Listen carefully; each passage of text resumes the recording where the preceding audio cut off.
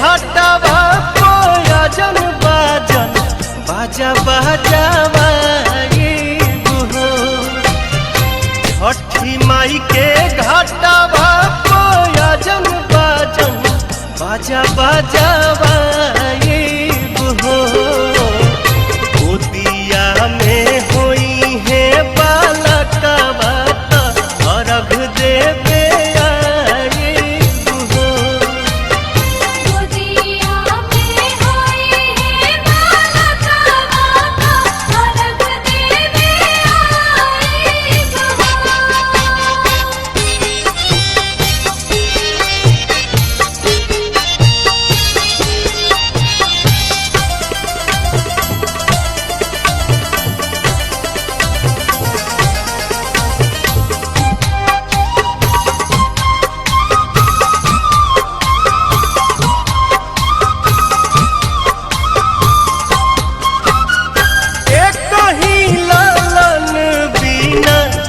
छने मनवा सुन सहन लागे हमरो घरवा अंगनवा।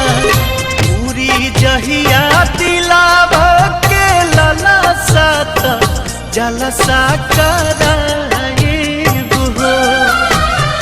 पूरी जहिया दिलावा के लला सात जलसा कराइबू हो। गोदिया में होई है बालकवा खुशी भरावाइबू हो। गोदिया में होई है बालकवा अर्घ देवे आइबू हो। जय छठी मैया,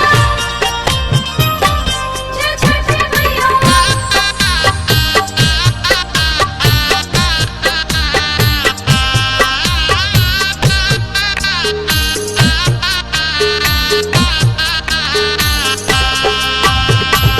मनवा में आस लेके रोवेले बझनिया।